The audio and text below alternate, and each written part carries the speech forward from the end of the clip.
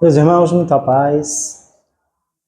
O Reino dos Céus é um capítulo do livro Dias Venturosos, do espírito Amélia Rodrigues, psicografado por Divaldo Franco.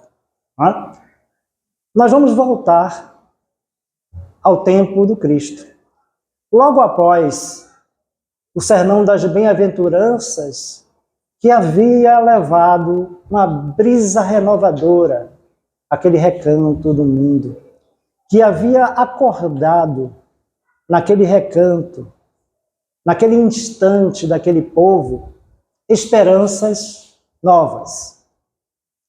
Era um povo simples, um povo humilde, dominado pela rotina, dominado pelos poderosos da época, pelas injunções impostas a eles, e eles viviam o automatismo do dia a dia, o automatismo do cotidiano, sem grandes esperanças, sem nem mesmo perceber ou entender os momentos, os instantes felizes que acontecem com todos nós. Nem isso eles se davam conta de tão atidos que estavam aos seus problemas materiais, seus problemas existenciais. Lavradores, pescadores, dona de casa, as pessoas que cuidavam dos rebanhos, que cuidavam da lavoura, estavam atidos a isso, entretidos nisso, muitas vezes para até se distraírem das suas dores, dos seus padecimentos. E estavam esperando que chegasse o tal Messias prometido, que chegasse uma esperança que os arrancasse daquela pasmaceira, daquela situação modorrenta, daquela paralisia, daquela estagnação. E eis que eles encontram Jesus. Jesus vem fazer uma virada de chave para aquela gente. E podemos nos incluir entre eles, porque aquele discurso de Jesus naquele tempo, ecoa até hoje. Nós vamos ver isso. Então Jesus vem fazer essa virada de chave. E qual é a grande virada de chave? É diferenciar a dor do sofrimento. A dor, ela é inevitável, ela é intransferível. O sofrimento é. A dor, a gente não pode se livrar dela. A gente vai passar por ela. Agora, como passamos por essa dor, se com sofrimento ou sem sofrimento, depende de cada um de nós. Tem gente que tem uma doença simples e para essa pessoa a vida acabou. Tem outra que tem uma doença grave e incurável, e ela continua sorrindo, continua fazendo o que ela pode enquanto ela pode. Então, a dor é de todos, mas o sofrimento vai depender da percepção de cada um. E Jesus veio trazer uma percepção nova para aquelas criaturas. Veio trazer um significado novo para a dor de cada um. Cada um podia, sim, suportar e veio até vencer as suas dores. E todos podiam suplantar os sofrimentos, porque os sofrimentos, eles são passageiros. A dor é um caminho, é o caminho de convite à renovação. Quando está tudo bem na vida da gente, a gente nem lembra de Deus, nem lembra de Jesus, nem lembra dos Espíritos. Não é assim? Mas quando vem aquela doença, quando vem aquela dificuldade, oh meu Deus, me ajude, Espírito não sei o quê, por favor, me socorra. Jesus! Não é bem assim? Então, a dor, ela não é uma vilã, ela não é Odete Reutemann, ela é alguém, é uma força que nos convida a buscar dentro de nós, o que nós vamos ver daqui a pouco, que todos nós podemos ter e devemos ter. E é esse o foco dessa nossa conversa de hoje. Então, Jesus veio mostrar que havia um caminho diferente, que havia um mundo diferente, que não estava circunscrito ao lugar comum daquela vida de trabalho, de casa, daquela vida de submissão às forças da natureza, às forças políticas, às forças religiosas, que as pessoas tinham e podiam ter uma outra perspectiva, que elas podiam sim ter esperança, que elas podiam sim ser felizes, ainda que essa felicidade não fosse totalmente desse mundo. E aí Jesus vem apresentar para essas pessoas um reino dos céus. E essas pessoas estavam prontas para entender o que era esse reino dos céus que Jesus falou. Nós vemos que muitas coisas Jesus falou por parábolas, porque as pessoas não tinham condições de entender ainda. Se nós formos olhar, ainda hoje, as pessoas ouvem Jesus, mas não entendem, alguns não entendem nada, e começam a fazer tudo diferente. Muita gente se diz cristã e faz tudo ao contrário do que o Mestre Jesus ensinou, porque elas não entenderam. Mas muitas vezes elas não entenderam porque não quiseram entender. Diferente do povo da época, que do povo, estou falando do povo simples e humilde, não dos poderosos, não dos sacerdotes, porque eles sabiam de tudo e fizeram porque quiseram. Mas o povo, a massa, ela não tinha esse entendimento. Era um povo, a grande massa analfabeta, a grande massa sem acesso aos mínimos conhecimentos, à cultura, nada disso. Era gente humilde mesmo. Era gente que estava ali, a vida limitada ao trabalho, à produção, ao ganho da vida física. Então Jesus vem trazer para essa gente esse mundo novo. E que Jesus, que é uma coisa que eu gosto de frisar sempre, tem passagens, tem falas do Cristo que é sempre bom a gente frisar, e frisar bem. E uma dessas, eu creio que seja uma das principais, Jesus disse: meu reino não é desse mundo. Então, baseado nisso aí, Jesus veio trazer o reino dos céus. Não é um reino hipotético, não é um reino idealizado, fantasiado, é um reino possível. Por quê? Dentro de cada um de nós podemos e devemos abrir espaço para esse reino dos céus. O tamanho do reino dos céus que aqui na terra nós temos em nós depende de quem? Jesus? De nós. Se nós queremos ter um quintalzinho de céu, a opção é nossa. Se a gente quiser ter um latifúndio de céu, a opção também vai ser nossa. Depende das nossas escolhas. Então, alguém foi perguntar a Jesus onde era esse tal reino dos céus. Vocês adivinham quem foi, né? Alguém tem alguma ideia de quem foi dos discípulos que foi perguntar a Jesus? Só podia ser Pedro, né? E aí Pedro foi indagar de Jesus onde era esse céu, como era esse céu, que as pessoas não estavam entendendo, elas acreditavam em Jesus, mas elas não conseguiam entender, elas não tinham condições de compreender. E aí Pedro pediu a Jesus que explicasse, para que ele, entendendo, pudesse explicar aos outros. E aí Jesus começou a explicar a Pedro que esse reino, ele é um reino de paz, é o reino da consciência tranquila, é um reino que se institui dentro de nós na calma silenciosa do nosso íntimo. E a gente se pergunta, hoje, nesse instante, como é que está o nosso íntimo? Está calmo e silencioso? É bom cada um de nós, eu começo por mim, né? Perguntando se esse meu íntimo está calmo e silencioso para receber, para poder ter esse reino dos céus. Então, é uma pergunta importante sobretudo nesses tempos em que a gente vê tanta ansiedade, tanta depressão, se a gente não procura cultivar esse canto de silêncio, esse canto de calma dentro de nós, fica difícil instituir esse reino de Deus.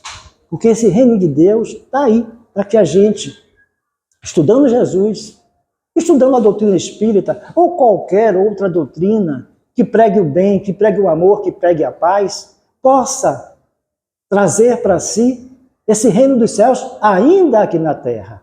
Não é o reino dos céus pleno. Esse reino dos céus pleno, nós só vamos atingir quando tivermos espiritualizados. Quando não precisarmos mais reencarnar. Quando já formos espíritos puros. Aí nós vamos alcançar a plenitude desse reino dos céus. Mas enquanto estamos aqui, enquanto estamos a caminho, nós podemos ter esse pedaço, esse recanto do céu dentro de nós.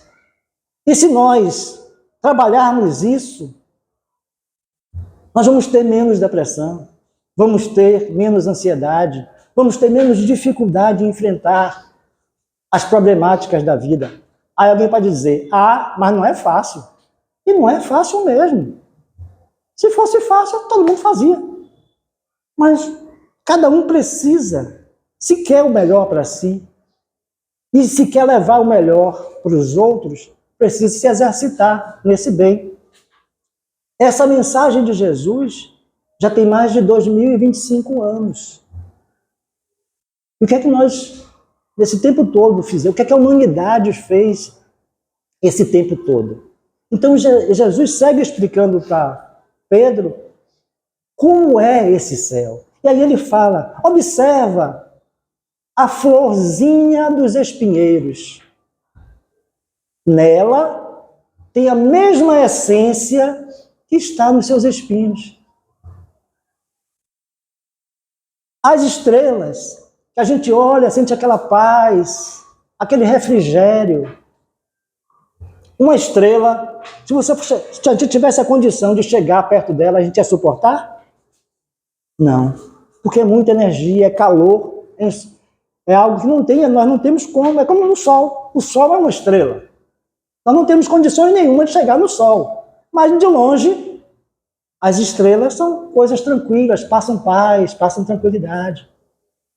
Aí ele compara a gota de orvalho. A gota de orvalho ele não é o oceano, mas é uma miniatura do oceano. Então, nós aqui na Terra não somos a flor, somos o espinho ainda. Nós somos a gota de orvalho, não somos o mar. Nós ainda não temos condições de viver como estrelas.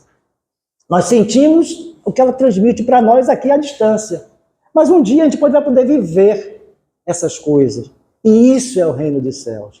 A gente não precisa esperar, ou se a gente ficar esperando, não vai conseguir chegar tão cedo. Um dia a gente vai conseguir, claro, porque a lei é de evolução. Todos vão evoluir. Mas se nós ficarmos parados, esperando que as coisas aconteçam, vamos nos atrasar. Vamos demorar muito mais do que outros que vão passar à nossa frente. Então, nós temos que fazer agora. O que é que eu posso fazer para que esse reino dos céus, esse fragmento, essa porção, esse pedaço de reino de Deus, reino dos céus, esteja em mim? Eu posso ter essa paz dentro de mim? Eu quero ter essa paz dentro de mim?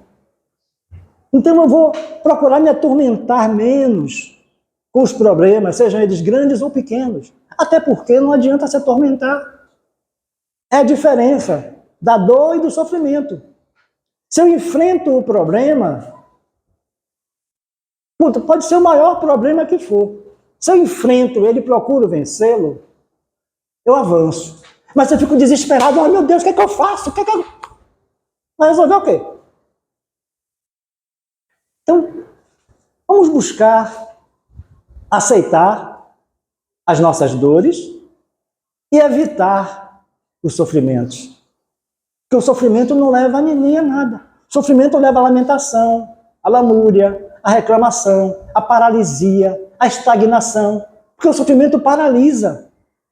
Alguém que tem uma doença incurável e se entrega ao sofrimento, vai embora mais cedo. A gente ouve muito dizer isso, fulano descobriu que tinha tal doença, um mês foi embora. Foi embora por causa da doença? Será que foi mesmo? Ou será que ele se desleixou, se descuidou, se entregou, parou de lutar pela vida? Então, é essa a diferença que Jesus veio fazer. Aquele povo estava ali desesperançado, no automatismo, e veio algo diferente. Renovar os pensamentos, renovar as atitudes, renovar as perspectivas, convidar para um paradigma novo, uma transformação. Jesus veio ser essa transformação para esse povo. E aí Pedro, feliz da vida, quando entendeu o recado do reino dos céus, e foi para lá divulgar para as pessoas daquela época. Eu resumi esse capítulo numa música, que eu pedi para colocar agora. Essa música se chama O Reino Está em Ti, que é baseado justamente nesse capítulo de Amélia Rodrigues.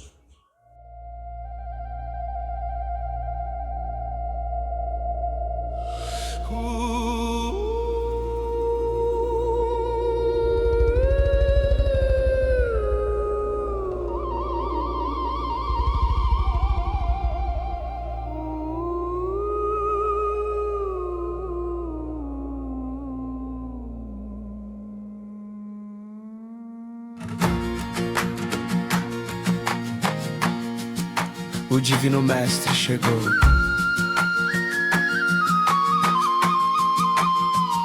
Na beira do lago se fez nova canção. Falava Jesus ao bater de cada coração.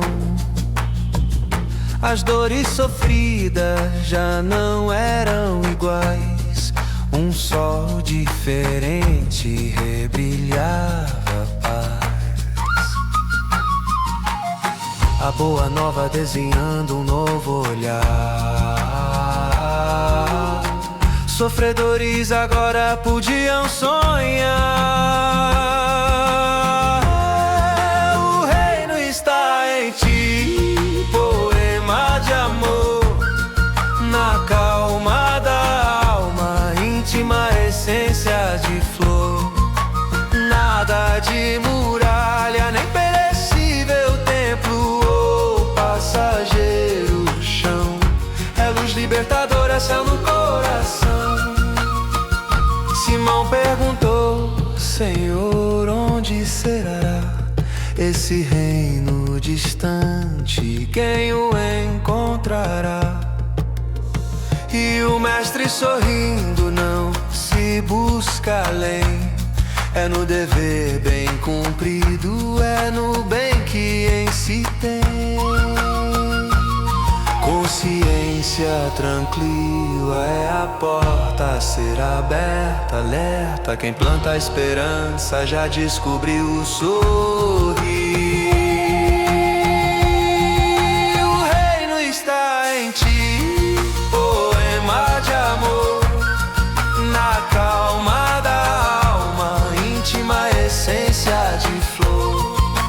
Nada de muralha, nem perecível templo ou passageiro chão. É luz libertadora, céu no coração. Na morte o corpo se desfaz, mais livre o espírito desperta. Vencendo as paixões, na alegria se projeta um triunfo sereno, vitória no infinito. Herança divina que ao bem do bom convém. O reino está em ti, poema de amor. Na calma da alma, íntima essência de flor. Nada de muralha, nem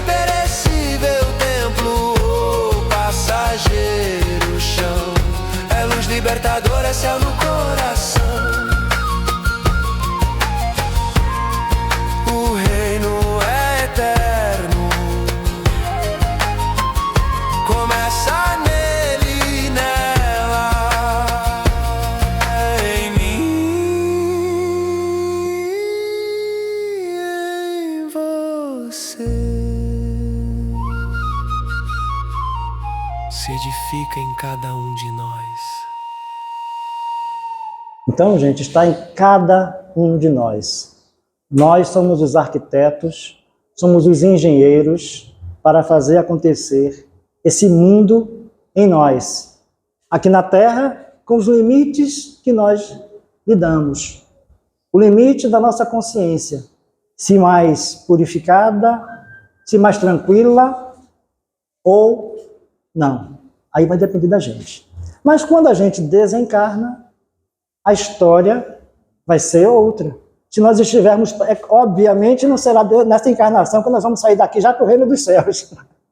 Nós vamos passar ainda por alguns estágios. Mas no momento que a gente estiver pronto, a gente ao desencarnar, vai vislumbrar esse mundo. Vai vislumbrar essa espiritualidade que nós construímos de vida em vida, aprendendo a educar e transformar as nossas dores, não em sofrimento, mas em superação. Porque a dor não é para a gente cair, não é para derrubar a gente, não. Deus não colocou nada em nosso caminho para nos destruir, para nos punir, para nos castigar, para nos derrubar. Não. O que está em nosso caminho, as dificuldades, os pesos que aparecem para a gente carregar, são convites à nossa transformação. Por quê? Deus nos criou espíritos simples e ignorantes. Nos deu um livre-arbítrio e nos deu a oportunidade de construirmos a nossa angelitude. E esse processo é como um aluno na escola. Se o professor não cobrar a lição, se não tiver teste, se não tiver prova, se não tiver uma avaliação, o aluno vai estudar? Não vai. Ele vai enrolar, vai dizer que não teve tempo. Mas quando ele sabe que tem a prova, que se ele não alcançar aquela nota, ele não vai conseguir passar. Aí ele, quando chega no fim do ano, ele está lá com medo de ir para a recuperação, ele não corre, não estuda. Então as dores são esses convites, são esses momentos, esses chamados para que nós nos aperfeiçoemos, para não retardarmos a nossa caminhada, porque senão a gente vai ter que repetir. Então vamos ver cada encarnação como uma classe na escola, um ano nosso na escola. Se a gente não aproveita bem aquela encarnação, a gente vai repetir aquelas lições. E vai repetindo, repetindo, até quando? Então, nós queremos o melhor, mas precisamos trabalhar para esse melhor. Ninguém pode fazer isso por nós, só nós próprios. Agora, aconteceu uma coisa interessante. Quando o Zé me passou o título da lição e passou o livro, aí o leitor de telas do meu celular, em vez de ler Dias Venturosos, leu Dias Mentirosos. Aí eu falei, pô, eu não acredito que a Amélia Rodrigues ia botar o livro lá, Dias Mentirosos. Aí fui pesquisar, eu só achei Dias Venturosos. Aí eu mandei mensagem para Zé. Zé, não, tá errado, é Dias Venturosos mesmo. Aí nós podemos fazer essa ponte do passado, da lição de Jesus, com esse, entre aspas, dias mentirosos, que são os dias que nós vivemos, que são dias também que foram vividos por esses povos naquele tempo. Eles estavam esperando alguém que via trazer a melhora, que via trazer essa mensagem redentora, vinha trazer esperança, vinha trazer paz. E chegou Jesus. Hoje em dia, em algum grau, as pessoas estão vivendo daquela mesma forma, esperando alguma coisa que tire elas do sofrimento, que tire elas dos padecimentos, das dificuldades? Não? Continua buscando alguém que tire ela do padecimento. Isso. Continua buscando. Mas Pô, mas Jesus não já veio? Por que essas pessoas estão assim? Buscando o quê? Buscando quem? Aí vamos lembrar do aluno, falei nesse instante, que se o professor não cobrar, ele vai ficar enrolando, não vai fazer nada. Por quê? É do espírito humano, gente, buscar o mais fácil, não é não? Buscar o que dê menos trabalho, o que dê menos esforço. Quando a gente fala de espiritismo, as pessoas, a princípio, se interessam. Mas quando a gente começa a explicar o que é o espiritismo, elas não querem. Por quê? Porque tem um lugar lá que diz, não, você vai fazer a corrente de não sei o quê e você vai se curar em uma semana, em um mês. Não, você vai fazer isso aqui e vai trazer seu marido de volta, sua mulher de volta. E aí vão buscando esses escapismos, porque é mais fácil. No doutrina espírita, não. Você vai ter que se transformar, você vai ter que se trabalhar, você vai ter que se melhorar, você vai ter que se superar. Você não vai ficar reclamando, dizendo, porque eu sou infeliz, eu sou um coitado. Não, você vai no espiritismo, você vai buscar, eu estou sofrendo por quê? Eu estou passando por isso por quê? Por que eu posso fazer para melhorar? Então não vai dizer, não vai esperar que venha um espírito tal para cá, para dar um passo e resolver seus problemas. Não existe isso. Jesus não vai descer do céu para resolver os seus problemas. Deus não vai resolver os seus problemas. Lembremos que fazer a sua parte, que o céu te ajudará. Ajudar não é fazer o que nos cabe. Então é por isso que muita gente ainda hoje fica esperando um Salvador. E esse Salvador não vem. Quem é que vem no lugar desse Salvador? Aí vamos voltar a Jesus. Ele disse, haverão falsos cristos e falsos profetas, capazes de enganar até mesmo os escolhidos. Quem são esses escolhidos? É alguém que Deus sorteou, que Jesus sorteou? Não, é aqueles que já estão buscando o caminho. Mas são ainda aqueles que têm aquelas raízes frágeis, que ainda estão lá, um pé cá, outro pé lá. Então, precisamos ter firmeza. Enquanto nós não temos a firmeza, nós vivemos à mercê desses falsos cristos, desses falsos profetas, que mais do que nunca têm surgido na Terra. Então, nós não precisamos de um Salvador. Nós precisamos sermos os nossos salvadores. Sermos os nossos salvadores nos trabalhando. Se nós precisamos de um atendimento profissional, de um psicólogo, de um psiquiatra, vamos lá, não tem problema nenhum. Se a gente não precisa, vamos trabalhar nós mesmos para avançarmos, para vencermos. O que nós não podemos é ficar paralisados, esperando que venham aproveitadores dizer para a gente que vai resolver nossos problemas, porque eles não vão. Eles vão resolver os problemas deles, materiais. Eles vão ficar ricos, vão fazer um monte de coisa errada, vão entrar para a política, e a gente, que já estava cheio de problema, ainda vai perder dinheiro para essa gente. Então, precisamos estar atentos. Sermos a semente a semente boa da parábola do semeador, que é quando Jesus fala que o semeador saiu a semear. Mas algumas sementes caíram nas pedras, não tinham raízes e foram embora. Outras caíram no caminho, os passos, as facilidades, as comodidades, devoraram. E outra parte caiu na terra fecunda, na terra fértil, e começou a produzir. Se nós queremos o reino dos céus, nós precisamos ser essa semente fértil, essa semente que caiu na terra fértil, essa semente capaz de produzir. E aí, eu estou lembrando agora, eu estava conversando com minha sobrinha, e ela questionando, por que o Espiritismo insiste com esse negócio de ser cristão? O Espiritismo não é cristão. Aí eu fui explicar para ela. O que é ser cristão? Alguém sabia dizer? Seguir Jesus. Seguir as lições de Jesus. E uma pessoa que ainda não consegue, mas ficar tentando ali, não é cristão, não? É cristão, sim. Todo mundo que tenta seguir Jesus é cristão. Agora, o que acontece é que as religiões tradicionais se apropriaram dos nomes. Se apropriaram da palavra cristão. Aí tem aquele rótulo de cristão.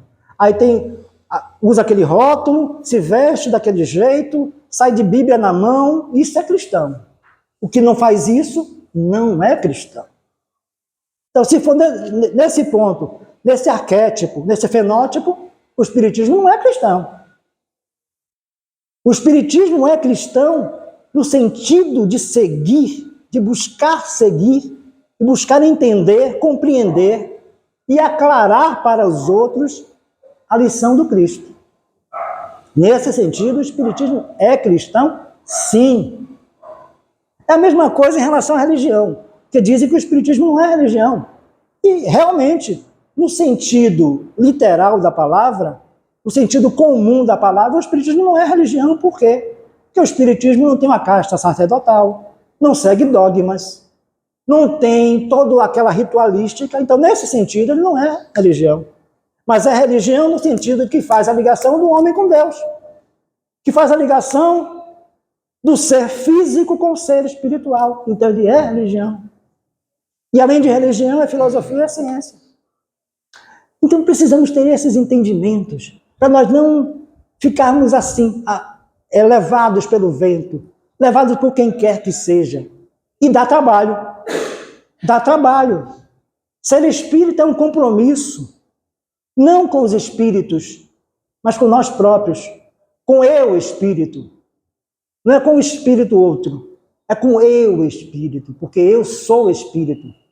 Eu estou corpo, mas eu sou espírito. E é esse espírito que vai buscar o reino dos céus. E é esse espírito que vai construir nesse momento meu, da minha vida, o meu céu consciencial ou o meu inferno comportamental. Porque não existe o céu físico e o inferno físico. Mas nós estamos no nosso céu, no nosso inferno momentâneo, de acordo com aquilo que nós fazemos, com os limites que nós damos para o nosso céu ou para o nosso inferno. E isso tudo é espiritual. E nós não precisamos de ninguém para nos levar pela mão por essa caminhada. Nós precisamos de nós mesmos. Repetindo, se a pessoa tem necessidade de uma ajuda profissional, está com depressão, está com ansiedade, ótimo, procure a sua ajuda. Precisa, vá. Se não precisa, faça a sua parte, busque superar as suas dificuldades para não precisar do profissional, mas também se precisar não é problema. É ter a humildade, a tranquilidade de dizer, olha, eu não estou dando conta sozinho, eu preciso de ajuda, e ir lá e buscar a sua ajuda, depois que se recuperar, dar sequência ao seu caminho. Mas nós não precisamos de religiosos para dizer nada do que a gente deve ou não deve fazer. Nós devemos consultar a nossa consciência. Devemos estudar aquela religião que nós seguimos. Se é espírita, vamos estudar o espiritismo. Se é evangélico, vai estudar a Bíblia. Se é outra religião, vai estudar tudo concernente àquela religião. Porque não existe, gente, não existe religião que pregue o ódio. Não existe religião que pregue o desamor. Não existe religião que pregue a exploração do homem pelo homem. Quem é que faz isso? São os religiosos que distorcem as religiões a seu bel prazer. E nós, muitas vezes, desavisados, damos ouvidos a esses convites que nos levam ao precipício. Nós temos que ouvir Jesus. Temos que ouvir as inspirações dos bons espíritos. Temos que ouvir as inspirações que emanam de Deus e não das coisas do homem. Repetindo, Jesus disse, meu reino não é desse mundo. E a semeadura de Jesus aqui na terra foi toda nesse sentido, de espiritualizar, de transformar, de unir, de levar o amor, de levar a fraternidade, de levar a solidariedade, de levar a paz. Foram essas sementes que ele trouxe para a gente. E sobre elas vamos falar na música agora.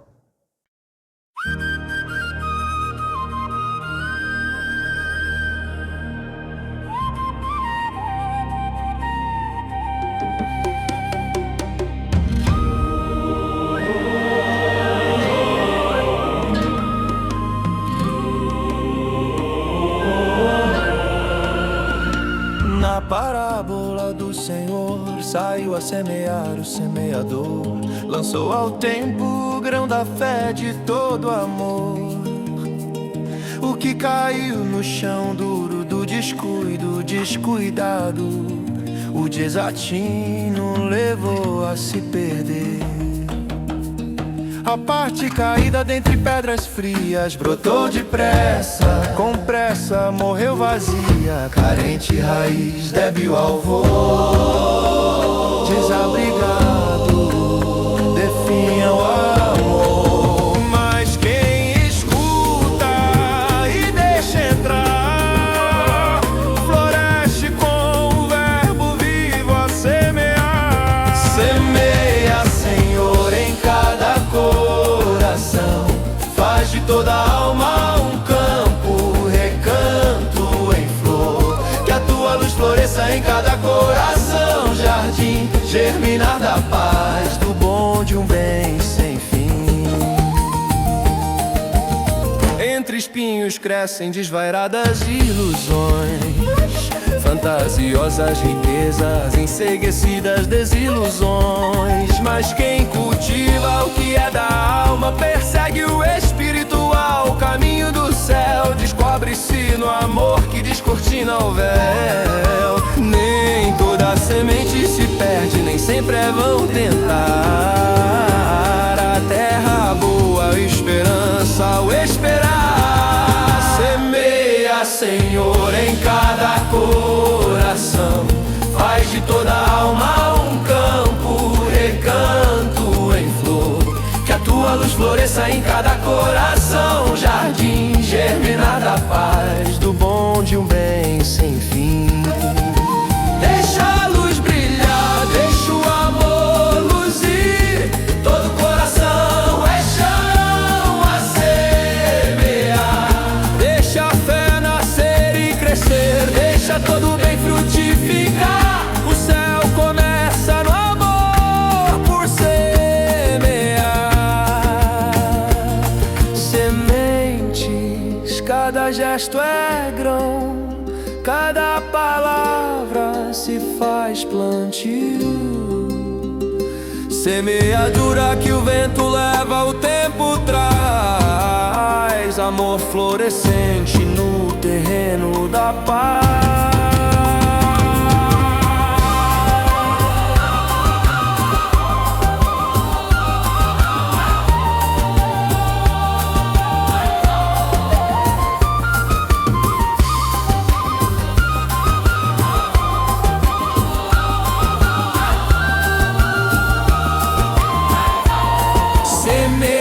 Senhor, em cada coração, faz de toda alma um campo, recanto em flor, que a tua luz floresça em cada coração, jardim, germinar da paz, do bom de um bem sem fim. Deixa a luz brilhar, deixa o amor luzir, todo coração é chão a semear. Deixa a fé deixa todo bem frutificar. O céu começa no amor por semear. E quando brilhar em cada um o sol do Espírito, toda semente germinará.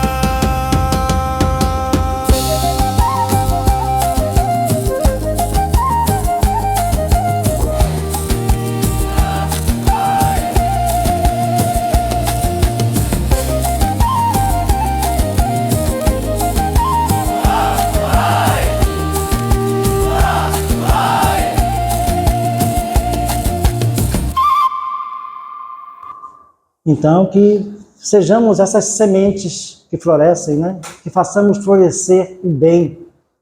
Voltando ao livro, aquele povo, antes de Jesus, se sentia abandonado de Deus. Porque a religião não atendia às suas expectativas. Eram coisas fantasiosas, eram coisas esdrúxulas, que só serviam aos interesses dos religiosos, da cúpula religiosa. Mas aquele povo continuava ali, largado à própria sorte. E eles pensavam assim, que Deus os tinha abandonado. Mas Deus não os tinha abandonado. E esse esclarecimento veio com Jesus. E alguém pode perguntar, ou se não pergunta, deveria perguntar. Vem cá, e na parte do mundo que não existe cristianismo, esse povo vai queimar no fogo do inferno, né? Não tem reino dos céus para eles, não? E aí, gente, o que vocês acham? Mas se eles não conhecem, se não teve Jesus lá para falar para eles, e aí? Sim, não teve Jesus, mas teve Maomé, teve Buda, teve Krishna, teve outros emissários. Por que, gente? Nós temos que parar com essa coisa. É essa coisa que termina sendo o ponto fraco nosso. Principalmente nós do Ocidente e de parte do Oriente, com essa coisa de religião messiânica. Então, o meu Messias é o Salvador. O Messias do outro não é não. Então, Jesus salvou só o Ocidente. O resto que se dane. Seguidor de Maomé é tudo terrorista. Vamos meter bomba neles. Vamos destruir Gaza. São infiéis. E se a gente não tomar cuidado, vão dizer também, não, o cristão também não presta não, viu? Porque quem está destruindo os palestinos são os judeus. Aliás, me desculpem, não são os judeus. É o Estado judeu. É o Estado de Israel, não é o povo judeu. Tem que ter essa distinção. Temos que distinguir os poderosos do povo. Porque às vezes o povo está contra aquilo. Como nesse instante o povo de Israel está contra esse massacre em Gaza. Mas interessa ao governo de Israel, aos radicais que estão governando Israel, fazer esse massacre. Por questões políticas, por interesses particulares, econômicos inclusive, geopolíticos. Então eles vão lá e fazem, e acabou. Então nós precisamos parar com essa coisa sectária de achar, não, então só Jesus salva. Não. Os seguidores de Buda lá no Japão, quem faz o bem também vai ter o seu reino dos céus. Os seguidores de Krishna lá na Índia, os que fazem o bem também vão ter seu reino dos céus. Gente, nós temos quantas encarnações? Eles não têm o conhecimento de Jesus numa encarnação, mas pode ter em outras. E digamos que acontecesse, ele tivesse todas as encarnações, e nenhuma encarnação ele tivesse contato com o cristianismo. Ele ia deixar de ser um espírito puro só porque não teve o contato com o cristianismo? Será? Nós temos que parar de tentar colocar os nossos defeitos humanos na espiritualidade. A espiritualidade ela é plural. Ela defende a diversidade. O reino dos céus é o reino da diversidade. É o reino de homens, mulheres, de quem tem outra opção sexual. É o reino de católicos, protestantes, espíritas, ateus. É o reino de negros, brancos, indígenas, asiáticos. É o reino de todos. Precisamos compreender isso. A humanidade não está dividida em caixinhas. Quem faz isso é o ser humano. Deus não dividiu em caixinhas a humanidade para dizer aqui, essa caixinha aqui é dos bonzões. Aqui é dos que não valem nada. Quem faz isso?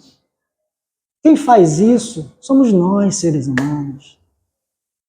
Deus está muito, muito, muito acima dessa mesquinharia nossa. Deus é Pai de todos e não discrimina ninguém pela cor, pela classe social, pela religião, pelas escolhas políticas que faça. O que vai fazer a diferença é o bem ou o mal que nós fazemos. E não é Deus que vai fazer essa separação, somos nós mesmos que vibramos. Se nós vibramos numa energia, numa sintonia muito baixa, nós não conseguimos subir. Nós descemos, afundamos. Mas no momento que nós mudamos a nossa vibração para uma vibração mais elevada, nós vamos subindo. Só depende da gente. É por isso que ser espírita não é fácil. Quem quer facilidade, procura outra religião, sem querer ofender as outras religiões. Mas procure outra que você vai lá, vai fazer uma coisinha e vai resolver. Porque aqui não vai. Aí tem gente que fica 30 anos, já conheço gente que fica 30 anos no espiritismo, aí chega lá um dia, vou mudar para a religião, porque não deu nada, aqui isso é enrolação, e vai para outra religião. Não entendeu, não compreendeu bem o espiritismo, que é a grande diferença. Quando Leon Denis foi perguntado se o espiritismo era a religião do futuro, ele disse que não, que o espiritismo era o futuro da religião. Mas não é o espiritismo em si, a palavra espiritismo. É o conhecimento que o espiritismo traz, que é o futuro de todas as religiões. Porque é mostrar que todos nós somos iguais. Que todos nós temos um espírito, e é esse espírito que segue, independente do que a gente foi, do que a gente fez aqui na Terra. Aqui na Terra, nós estamos nesse estágio. E nesse estágio podemos viver melhor ou pior. Queremos viver melhor? Então vamos buscar o silêncio da calma, que a Amélia Rodrigues fala no livro. Vamos buscar esse silêncio, essa calma, para que esse céu possa se estabelecer. Nem que seja um quintalzinho no começo. Aí depois você vai aumentando um pouquinho, faz puxadinho, puxadinho. Quando você vai ver, você está com um terreno grande de céu. Maior que o terreno das problemáticas. E a gente vai aprender a passar adiante, passar à frente, a avançar com mais celeridade. Uma outra coisa, que desde o tempo de Jesus, que eu falei que Jesus mudou a chave. Sofrer não é a mesma coisa de ter dor. Então, o espírita gosta muito de sofrer. O espírita não vou generalizar. Mas tem muito espírita que fica pedindo para sofrer, que é para pagar os débitos. Isso não existe. Aí não dá conta. Você quer sofrer tanto que se sofrer tudo aquilo que quer, não vai dar conta. Aí vai complicar mais ainda na próxima encarnação, pedindo mais sofrimento. Então, a gente, diante do sofrimento, a gente tem que buscar resolver, fazer a nossa melhor parte. Diante da dor, ter compreensão, ter resignação e determinação. Resignação, as pessoas também confundem com acomodação. Resignação não é acomodação. É você dizer assim, olha, esse problema é meu, eu aceito o problema. Eu aceito, vou cuidar dele, vou resolver, procurar a solução. Não é ficar aqui, o problema é meu, cruza os braços e fica, poxa, não sei por que eu estou passando por isso. Por quê, meu Deus? Por quê? E fica nessa inação, nessa estagnação. Isso aí não é resignação. Isso é acomodação. Resignação é enfrentamento, é confrontamento das nossas dificuldades, dos nossos problemas. Então Jesus trouxe para a gente esse discurso novo, esse novo entendimento da vida futura. E, gente, já se passaram mais de 2000 anos. Por que a gente ainda não entendeu? Por que a gente ainda não compreendeu esse convite de Jesus? Esse convite para o amor universal, o amor sem fronteiras, o amor que irmana todos os povos, todas as criaturas, trazendo para a terra um pedaço de céu. Esse céu que Jesus falou tanto em todas as suas lições, com tanta poesia, com tanta beleza, nessa mesma poesia que a Amélia Rodrigues tece os seus textos, né, cheios de inspiração, cheios de arte.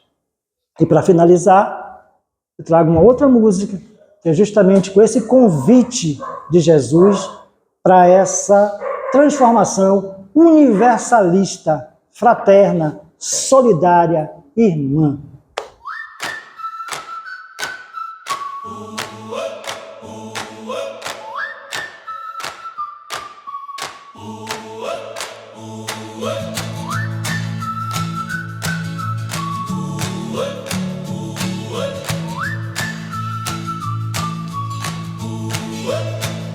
Admira os pássaros que voam no céu. Eles não semeiam, mas não ficam largados ao léu. Contempla os lírios, tão belos poemas a florir. Deus os bem veste, reveste sem nada exigir. Se Ele cuida, zela dessas pequeninas criaturas com tanto amor, quanto mais não faz por nós o Criador. Não apresse, nem se apresse, não temas o amanhã. Confia no seu Criador, a vida floresce no esperançado amor. O Pai se faz presente em cada coração, na fé esclarecida, na prática do perdão.